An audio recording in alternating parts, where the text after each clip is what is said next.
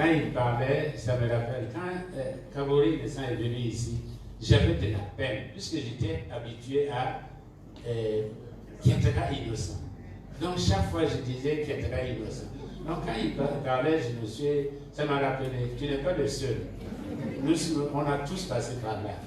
C'est le pasteur Kabori Innocent qui va nous apporter le message et nous voulons vraiment prier pour que le Seigneur, comme Madame Yambo le disait l'autre jour, elle a dit qu'elle a reçu cette révélation pendant la prédication. Il y a des gens qui envoient des flèches. Parce que tout le monde n'est pas chrétien ici. Je ne veux pas dire tout le monde.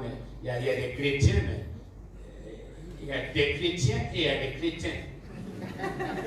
Il y a des gens qui sont venus pour attaquer l'œuvre d'une façon ou d'une autre.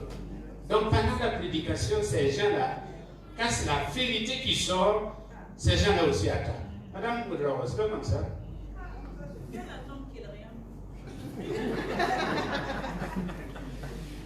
Il y a des gens qui envoient, qui attaquent.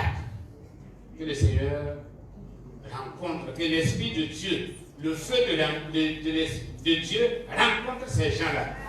Et que la parole de Dieu sorte avec puissance, avec autorité, pour accomplir l'œuvre voulue par le Seigneur. Seigneur notre Dieu, nous te confions ton serviteur, nous te confions ta parole, nous te confions, Seigneur Jésus-Christ, ton peuple, Seigneur, venu pour entendre celui qui t'a parlé et qui continue de parler. Merci Père, sois avec ton serviteur et empêche toute distraction. Seigneur, toute attaque au nom de Jésus.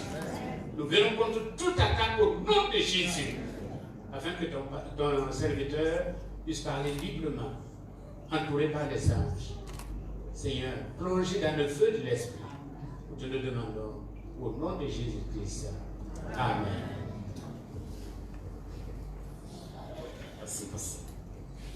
Gloire à Jésus. Amen.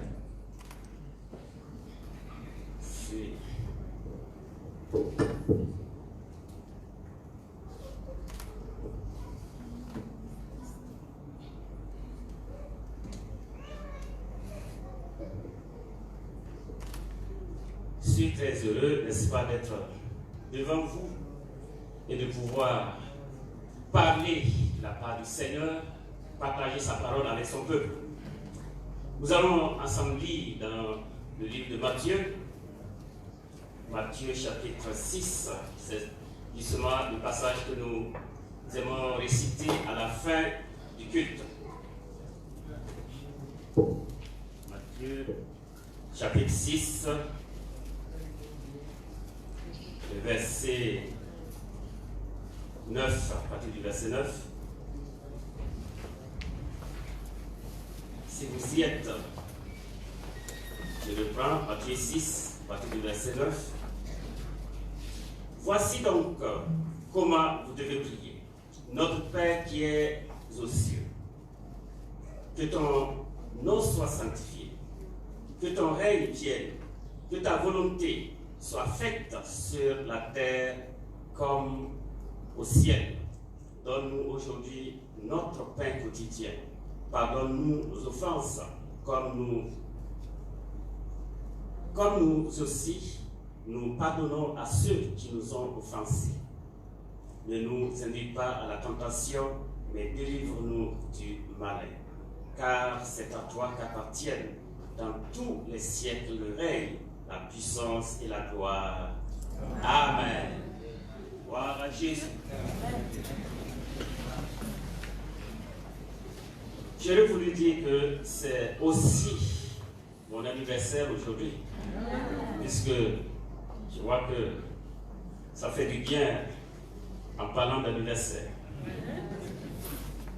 Mais je dirais que il y a environ 8 ans, je suis passé voir le pasteur principal pour lui dire que bon, j'étais à Lausanne, mais je suis en train de vouloir me rapprocher de ma famille, parce que je suis à la zone 1. Et Lausanne, pour ceux qui connaissent la ville de Ouagadougou, il faut traverser, en tout cas une bonne partie de la ville pour y arriver.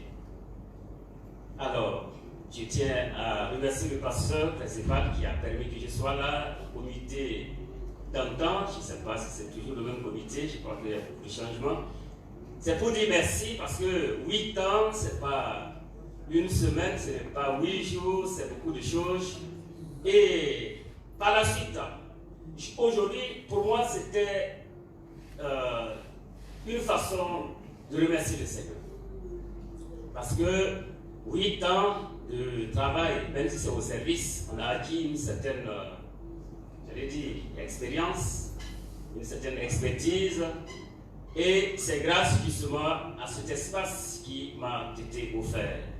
Et je suis vraiment reconnaissant au Seigneur. Aujourd'hui, je voudrais parler de la volonté de Dieu. Et c'est justement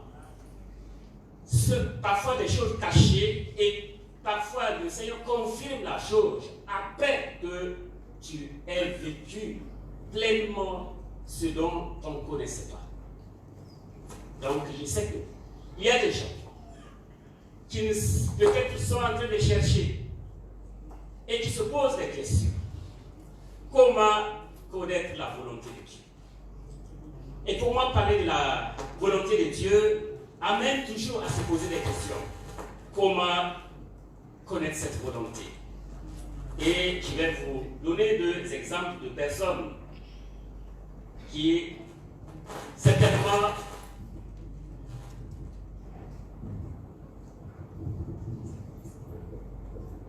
ont aussi cherché.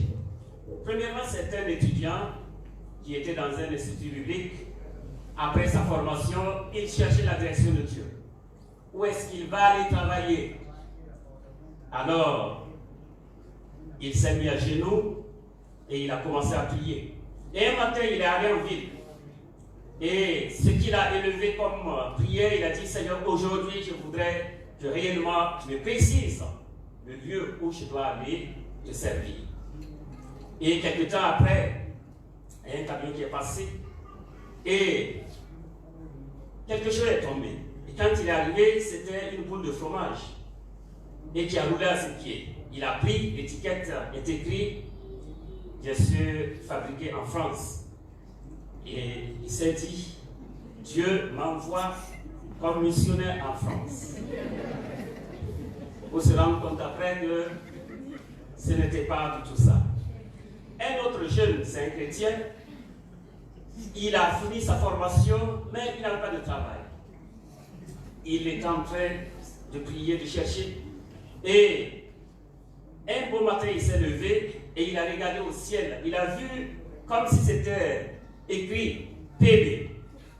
Et PB, il a traduit, pour lui, ça signifie aller prêcher la Bible. Donc, il est parti sur le terrain. Pour lui, Dieu l'envoie prêcher la Bible. Quelque temps après, il s'est rendu compte de la dure réalité de cette mission. Il a dit: non, ce n'était pas le message de Dieu. Je me suis trompé. Dieu m'envoie certainement planter des bananes. Je crois que les gens ne se sont pas trompés. Et bien sûr, tâtonner, et après, bien sûr, ils se disent: je dois planter des bananes. Je crois que ce n'est pas ce que je vais dire, qu'est-ce que je vais faire après. Non, je crois que ça va continuer. Et tout cela montre que nous avons vraiment besoin d'être éclairés. Et connaître la volonté de Dieu est quelque chose, justement, qui nous tient tous à cœur en tant qu'enfants de Dieu. Et quand on veut entreprendre des choses sérieuses, on a peur de se tromper. Peur de se tromper. Parce qu'à la fin, c'est nous qui allons attraper la tête pour dire: pourtant, Seigneur, je t'ai soumis mes problèmes. Et pourquoi ces résultats? Quand je pense aux jeunes, justement, nous tous nous sommes passés par là. Parfois, on a jeûné, prié, et puis, bon, peut-être que ça ne marche pas bien, et on se dit: mais écoute, et pourtant, tu sais bien que j'ai jeûné et prié, pourquoi ça se passe ainsi? Et ensuite, vous savez très bien, même ceux qui sont mariés, après quelques années de mariage, vous vous rendez compte que ce n'est pas tellement la joie. Ou bien, c'est chaud. On se demande, mais Dieu, pourtant j'ai bien prié avant de faire mon choix. Qu'est-ce qui s'est passé? Qu'est-ce qui s'est passé? Est-ce la volonté de Dieu ou bon, c'était simplement, j'allais dire, une prière personnelle? C'est pourquoi nous voulons parler des trois aspects ou des aspects de la volonté de Dieu. Premièrement, nous voulons parler de la volonté souveraine de Dieu. Et nous savons très bien que quand on parle de l'Église, l'Église n'est pas la seule entité quand on parle du royaume de Dieu. Et c'est clair que Dieu gouverne au-delà de l'Église et de ce monde. Et ce que nous connaissons, ce n'est pas, sinon ce que nous pouvons connaître n'est pas ce que nous devons connaître ou ce que nous allons connaître. Dieu est au-dessus de ce que nous pouvons connaître. Mais il y a sa volonté révélée. Et la Bible nous dit que tout ce qui est révélé nous appartient. Et ce qui est caché est à Dieu. Et ça, c'est sa parole qui nous a révélé. Et je dirais que sa volonté révélée concerne notre vie de chrétien pratiquement de tous les jours. Que ce soit des moments de joie ou de tristesse, j'allais même parler de la mort. Cela est écrit dans la Bible. On doit mourir. Ça fait partie de cela. Et on doit comprendre que cela, j'allais dire, nous devons nous attendre à tout cela. Il y a aussi ce que parfois on appelle sa volonté permissive. Ça, nous n'allons pas parler beaucoup de cela parce qu'en réalité, la volonté permissive, c'est quand l'homme se révolte. Quand on regarde dans la Bible, tout ce que Dieu a permis n'était pas sa volonté. Le mariage, on voit qu'il y a plusieurs personnes qui sont mariées à plusieurs femmes. Jésus est venu corriger la chose en disant, au commencement, ce n'était pas ainsi. C'est parce que vous vous êtes rebellés que Dieu vous a laissé faire. Et ainsi de suite. Nous voulons simplement dire, pour la dernière partie, la volonté spécifique, le projet de Dieu pour chaque vie. Et je crois que c'est là-bas que nous allons nous attarder. Parce que Dieu a quelque chose pour moi, il a quelque chose pour toi. Et c'est pourquoi, si nous passons à côté, on passera de l'essentiel. On aura beaucoup fait sans avoir fait ce que peut-être ce qu'on devait faire. Et c'est très important parfois de le savoir. Mais pourquoi chercher à connaître la volonté de Dieu? Pourquoi cela nous tend et nous tient tant à cœur de découvrir véritablement ce dont nous devons faire? Est-ce que c'est la peine de chercher à connaître la volonté de Dieu? La première des choses, ce n'est même pas à nous de rechercher la volonté de Dieu. Parce que Dieu lui-même se révèle à nous. Et le passage que nous venons de lire nous dit, il nous donne cet éclairage. C'est Dieu qui se manifeste. Il veut que sa volonté soit faite sur la terre. La volonté, j'allais dire, pour Dieu sur cette terre, est que tous les hommes soient sauvés. Chacune des filles puisse rencontrer le Seigneur des Seigneurs. Car Jésus est mort pour cela. S'il a quitté son trône, s'il a quitté toute la gloire, tout ce qui pouvait être, j'allais dire, décrit comme beauté, comme grandeur, pour venir sur cette terre, c'est pour toi et pour moi, pour le salut de l'humanité. C'est cette volonté. Au ciel, il n'y a pas de problème. Satan même sait qu'il ne peut pas planer devant le Seigneur. Il n'a pas rien à faire devant lui. Mais sur cette terre, il règne. Et c'est pourquoi Dieu veut que sa volonté soit faite sur cette terre. Et quand la volonté de Dieu se manifeste dans la vie d'une personne ou dans une famille, vous voyez que pleinement il y a la joie. Il y a tout ce que nous pouvons appeler bonheur. Mais quand ce n'est pas ainsi aussi, nous connaissons bien sûr ce qu'il y a comme difficulté. Un homme, c'est un exégète, il s'appelle Gérard Lofing. Il disait, parce qu'il a fait un essai sur le Notre Père, il disait que ta volonté soit faite sur la terre comme au ciel. C'est un hymne qui a été repris par Paul dans Éphésiens, chapitre 1, verset 3 à 13, pour dire que la volonté la plus connue, révélée, connue par les chrétiens, et qui devrait être véritablement bien observée, c'est travailler au salut des âmes perdues. Ça, on n'a pas besoin de prière. On n'a pas besoin, j'allais dire, d'une formation quelconque. Allez et faites de toutes les nations des disciples. Parce que le vœu le plus cher de notre Dieu, c'est le salut des âmes. Et combien de personnes sont autour de nous et qui ne connaissent pas le Seigneur. Dans notre service, on se dit bonjour, bonsoir, et on n'est même pas, j'allais dire, encouragé à leur dire que Jésus sauve. Parce qu'on a peur d'être découvert nous-mêmes. Si tu peux témoigner de Jésus et que c'est ce que tu fais, alors ton Jésus là n'est pas celui que je veux. Mais si tu sais que ton Jésus est le vrai, il n'y a pas de raison. Le partager avec les autres, ce sera avec plaisir, j'allais dire avec enthousiasme.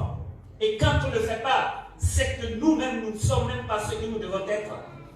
C'est pourquoi on ne le fait pas. Combien s'engagent résolument à le faire? Et quand on dit je veux la volonté de Dieu, quelle volonté veux-tu encore si tu connais cette volonté? Que fais-tu? Quel budget potons-nous chaque année pour le salut de ces âmes? Quel budget avons-nous voté? Quel temps as-tu mis de côté pour cela? Quel temps? Combien de fois as-tu jeûné et prié pour ces âmes qui crient sans Jésus? Et encore tu dis, je veux la volonté de Dieu. Je veux connaître cette volonté. Est-ce une vérité ou bien un mensonge?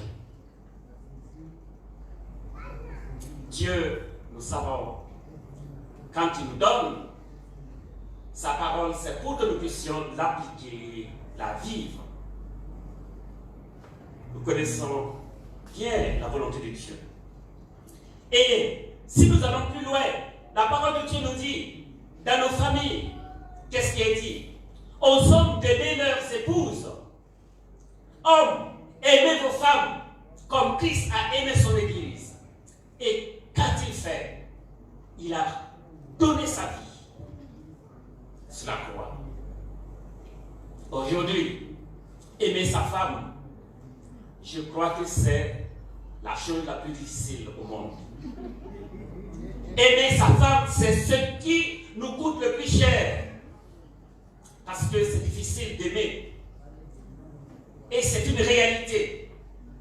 Nous qui nous disons chrétiens, quel amour avons-nous pour cette femme-là? Ce sont nos cuisinières. N'est-ce pas? Quand elle a mal préparé, là, oui, on sait qu'elle est là. On commence à dire, mais pourquoi? Et pourquoi? Il faudrait qu'on sache que Dieu, sa parole n'est pas un jouet. C'est pour que nous puissions vivre pleinement sa volonté. Malheureusement, nous faisons notre volonté. Sinon, parfois, la volonté du diable. Parce que lui, il ne veut que détruire. Quand il dit d'aimer et vous n'aimez pas, vous semez la discorde. C'est quoi vous êtes en train de faire? Est-ce Dieu vous honorer ou quelqu'un d'autre? Et quand Dieu n'est pas honoré, c'est le diable qui est honoré. Et dans la famille, on n'est pas étonné d'entendre que ça ne va pas. Tu n'as même pas voulu que ça aille, puisque tu ne fais pas la volonté de Dieu. Et on va appeler le pasteur, dit, prie pour nous parce que vraiment je ne comprends plus mon épouse. Il ne faut pas chercher à la comprendre. Parce que toi, tu ne fais pas ce que tu dois faire. Que veux-tu comprendre? Et à nos sœurs.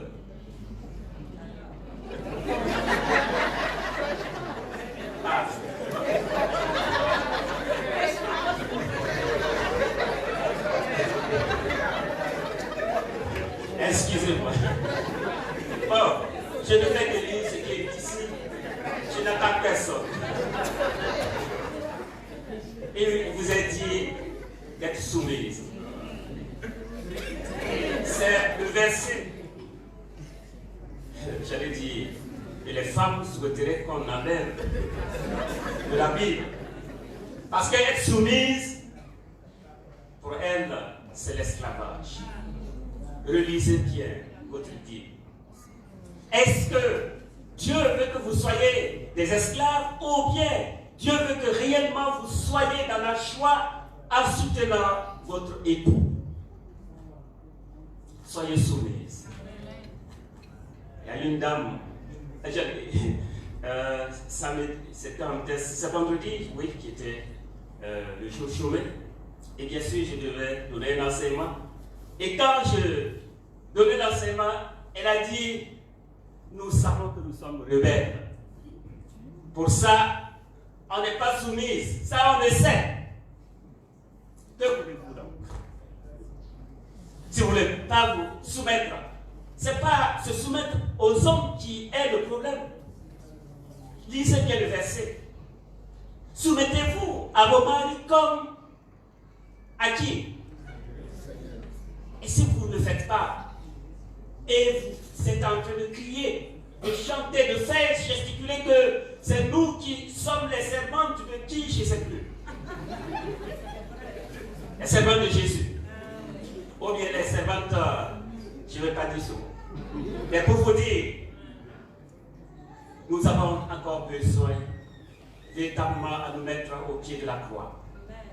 Pour, bien sûr, demander à Christ de nous aider à mettre sa parole en application. Ce n'est pas compliqué, mais c'est quelle volonté on fait encore? Pourquoi tant de prières, tant de misère, alors que la chose est une réalité révélée qu'on connaît? Mais, oui, je crois que le formalisme, ou je ne sais pas quel mot il faut dire, là, on est content. Le cérémonial, c'est ce que je voulais. Ça, on peut le faire. Mais quand il s'agit d'obéir à la parole de Dieu, cela est une difficulté. Regardez les enfants. C'est très difficile. Pourquoi ils n'obéissent pas? Pourquoi ils ne nous respectent pas? Parce qu'ils nous regardent. Menace madame. Écoute-la. Pourquoi? C'est comme si c'est notre, c'est même plus. Même les bonnes, bon, en fait, on les appelle des servantes, n'est-ce pas, les filles de maison, et ainsi de suite. Parfois, elles sont mieux traitées que nos épouses. Fais ça. Regarde, je t'ai dit ceci, et pourquoi c'est pas fait? Et ils écoutent, ils vous suivent. Et après, vous voulez qu'ils vous respectent. Ce n'est pas possible. Ce qu'il nous voit faire, déjà ce message est négatif, totalement négatif. Il préfère aller chercher ailleurs. Je me rappelais à un enfant, quand ça ne va pas, ils appelaient un de nos enfants pour dire vraiment, ils ont commencé à se bagarrer encore. Ils ont commencé à se bagarrer encore. Et c'est ce que nous faisons tous les jours. Et après, on vient à l'église, on chante Alléluia, on danse. C'est la comédie ou c'est vrai? Repartez à la maison, réglez vos problèmes d'abord.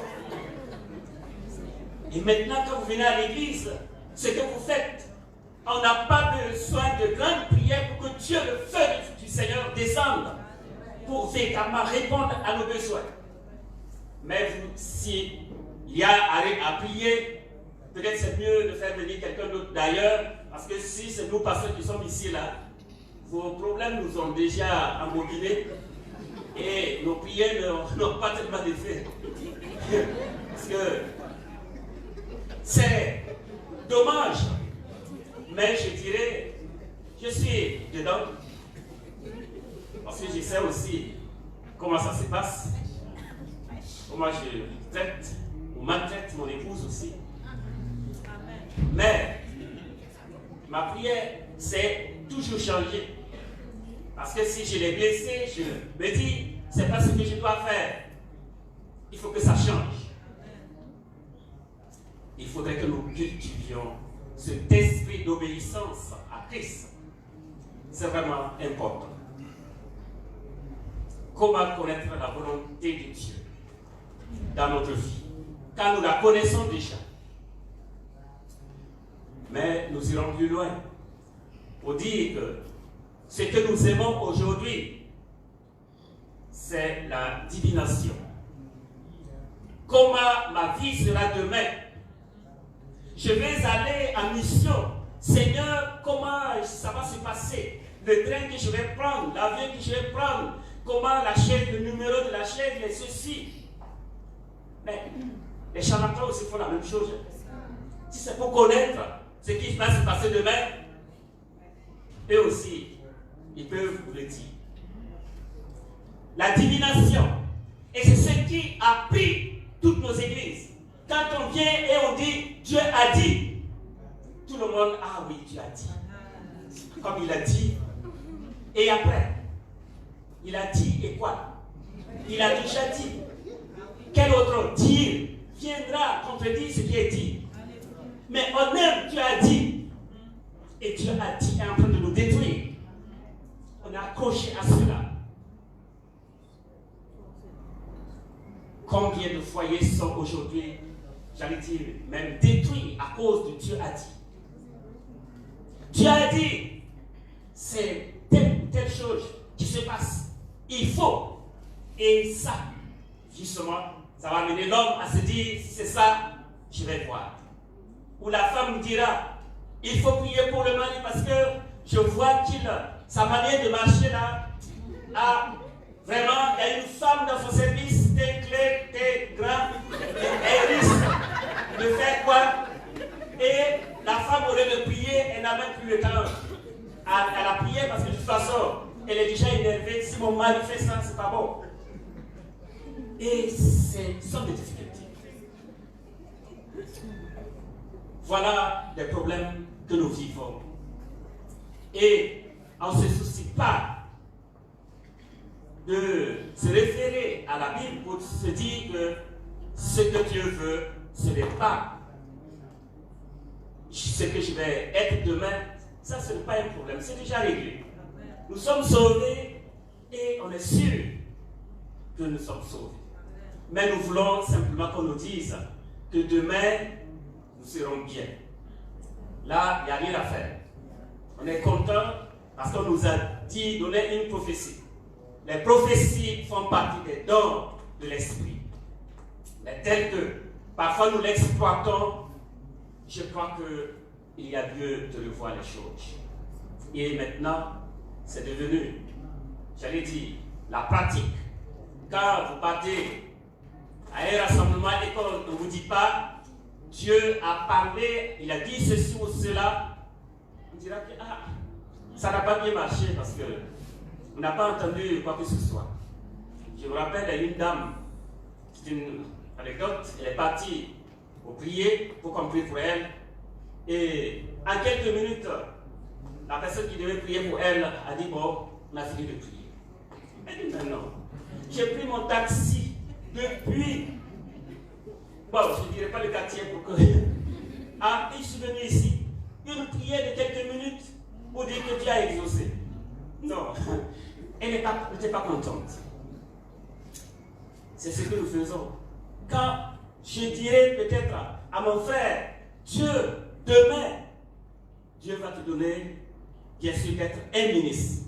Ministre de ce pays-là. Ah, il a bien prêché. Ah oui, ça, il sera content toute la journée. Et maintenant, tout ce qui est dans sa tête, c'est voir comment il va être ministre. Il va être ministre, c'est bien. Mais est-ce que réellement c'est la volonté de Dieu pour toi que tu sois ministre? Mais si Dieu ne t'a pas choisi, destiné à cela, et que c'est par prophétie que je te l'ai dit, tiens-toi tranquille. Même si tu es ministre, peut-être ce seraient des dégâts que tu vas causer. Et c'est pourquoi nous devons faire attention. C'est vrai que nous avons besoin de l'éclairage du Saint-Esprit. Et c'est pourquoi, justement, je voulais que nous puissions parler un peu des trois choses qui devraient nous aider dans la recherche de la volonté de Dieu. Premièrement, c'est sa parole révélée. Quand nous voulons véritablement, j'allais dire, la direction de Dieu, référez-vous à sa parole. Il y a tout pour nous. Et nous pouvons être sûrs de ne pas nous tromper dans ce que nous faisons. Ensuite, il y a la conduite, la direction du Saint-Esprit. Et cela, bien sûr, ça concerne peut-être une certaine catégorie de chrétiens, mais nous devons travailler et arriver à ce stade. Le Saint-Esprit parle. Il va te dire, par rapport à ce sujet, voilà ce qui doit se passer. Il n'a pas besoin que quelqu'un d'autre te le dise. Il y aura cette conviction intérieure. Saint-Esprit va te dire, ça, c'est ceci, c'est cela. Et en plus de cela, il y a les témoignages, j'allais dire, des autres chrétiens ou de l'Église. Il y a des gens plus expérimentés. Je veux entreprendre. Il y a un projet et je veux que le Seigneur me guide. Après avoir lu la parole de Dieu, me laisser guider par le Saint-Esprit. La confirmation peut venir d'un autre frère, d'une autre sœur, plus expérimenté, qui pourra me dire par rapport à ceci ou à cela, voilà le conseil que je puisse te donner. Et cela peut nous guider. Mais si les jeunes qui veulent se marier, vous partez voir la prieuse, le prieur qui a prié pour vous, qui va vous dire, cet homme-là, ce n'est pas celui que vous devez vous marier. En quoi cela vient de la parole de Dieu? En quoi cela ne vient pas de la parole de Dieu? En met la confusion dans votre tête. Il y a un pasteur, il est de l'autre côté, il a dit qu'en fait, quand lui il n'était pas chrétien, ils avaient leur femme qui attendait. Bon, vous savez que peut-être les femmes ne le savent pas, mais quand ta femme attend, toi tu souffres beaucoup plus. Moralement, tu souffres. Et eux voulaient savoir quel était le sexe de l'enfant. Donc ils sont partis voir un charlatan. Qui leur a dit, si ce n'est pas une fille, ce serait un garçon. L'enfant qu'elle va coucher là, ce n'est pas une fille, ce serait un garçon. Et eux, ils ont donné, remis l'argent, ils étaient contents. Ah oui, on a eu l'éclairage. Mais qu'est-ce que cette personne a fait? Eh bien, est-ce que ça change la situation? De toute façon, l'enfant viendra avec un sexe. Mais c'est ce que nous recherchons parfois. Qu'on nous dise, si ce n'est pas Y, c'est X. S'il n'est pas teint clair, il est teint noir. C'est ça qui sera ton mari ou ta femme. De toute façon, tu n'auras pas l'autre teint que cette teint. Mais là, on est content. Ah, Dieu m'a exaucé. Là, on recherche les teints noirs maintenant. Quand ça plane, on dit, ah oui, c'est ce que le Saint-Esprit m'avait dit. Donc, c'est sûr que ça doit être la volonté de Dieu. Et quand tu vas rentrer, on va se rendre compte que le teint noir là, peut-être c'était pas lui. Ah, parce que ce qu'on va vivre sera différent. C'est pour vous dire, ne vous mariez pas suite à une prophétie. Ça peut intervenir, mais que ce soit aussi conforme à la parole de Dieu, au témoignage intérieur, et non juste parce qu'on a prophétisé. Non.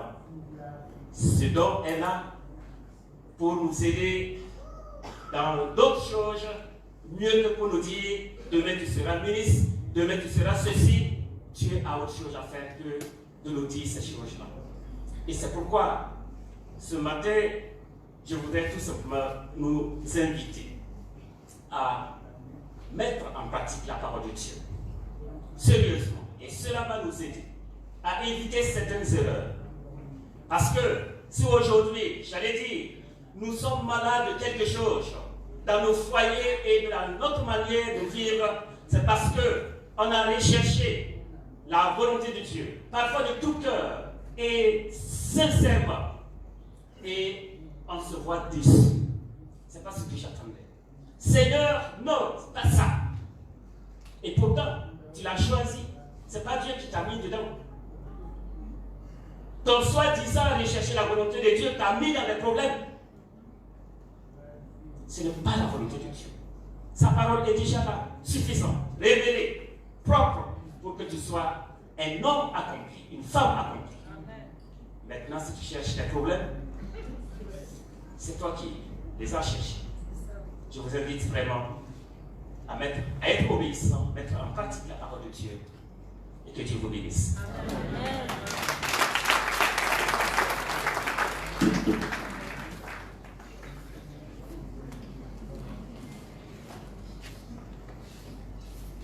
Gloire à Dieu. Madame, nous devons un peu dire Amen. Bénissons le Seigneur pour sa parole. Parce que nous a tiré des applications. Et nous allons prier dans ce sens. Lorsque le Seigneur parle, chacun de nous recevons quelque chose de lui. De ce message, pour connaître la volonté de Dieu, moi j'ai retenu 3 choses qui sont très capitales pour connaître la volonté de Dieu. La meilleure façon d'entendre Dieu nous parler, ouvrons sa parole. Amen. Soyons des hommes et des femmes de la parole. Si Jésus a résisté à la tentation, c'est par sa connaissance de la parole. Le diable dit il est écrit, il est aussi écrit. Soyons des hommes et des femmes de la parole de Dieu. Chaque jour, trouvons du temps pour méditer la parole de Dieu, pour lire la parole de Dieu. Nous allons dans un premier temps prier pour cela. Que la parole de Dieu ne soit plus notre somnifère,